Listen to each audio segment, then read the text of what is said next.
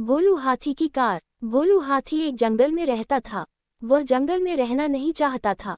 जंगल के पास से जो रास्ता गुजरता था उस पर वह सुंदर और चमकीली कारों को आते जाते देखता था। उसका बहुत मन करता था कि उसके पास भी एक कार होनी चाहिए।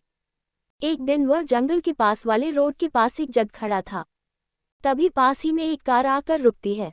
कार में दो लोग सवार थे। उनकी गाड़ी खराब हो जाती है। गाड़ी को खोलकर ठीक करने की कोशिश करते हैं, लेकिन वह ठीक नहीं हो पाती। तभी उन्हें एक हाथी नजर आता है। वह उसे देखकर डर जाती हैं, लेकिन तभी भोलू उनके सामने आ जाता है। वह धीरे धीरे चलकर पूरी गाड़ी को चारों ओर से देखता है।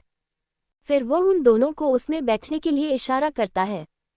दोनों उसका इशारा समझकर गाड़ी में बैठ जाते हैं। उसके बाद भोलू गाड़ी को अपनी सूंड से धक्का देने लगता है। वह धीरे धीरे उन्हें जंगल से बाहर निकाल देता है। पास ही में गाड़ी ठीक करने की गैराज थी।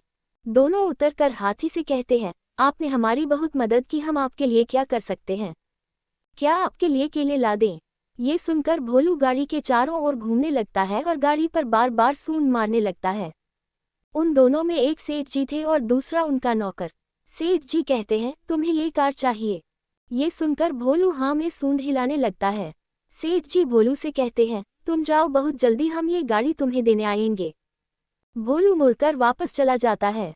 सेठ जी का नौकर कहता है, ये क्या कर रहे हो सेठ जी? वो कौन सा हमें पकड़ लेगा, बेकार ही इतनी महंगी गाड़ी उसे दे रहे हैं। सेठ जी ने कहा, अगर वो चाहता तो हमसे ये गाड़ी छीन भी सकता था, लेकिन उसने हमारी मदद की। ये कहकर सेठ जी गैराज में चले जाते हैं। वहां के इंजीनियर को कुछ समझाते हैं। इसी तरह कई दिन बीत जाते हैं। एक दिन भोलू नदी के किनारे पानी पी रहा था। तभी उसे गाड़ी का रहान सुनाई दिया। भोलू दौड़कर रोड पर आया तो देखा सेठ जी गाड़ी के साथ खड़े थे। उन्होंने गाड़ी को लंबा करा दिया था, बड़ा सा गेट लगवा दिया था जिससे भोलू उसमें चढ़ सके। आगे दो बड़े बड़े डिब्बे जैसे रबर के बटन लगा दिए। पैर से आगे पीछे करने से गाड़ी चलने लगती थी। ये कार के पैडल थे।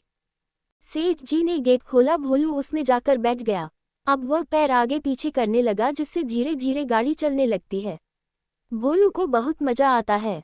वह गाड़ी को रोककर उससे नीचे उतरकर जमीन पर बैठकर सेठ जी के पैरों को सूंड से छूता है, जैसे सेठ जी को धन्यवाद दे रहा हो।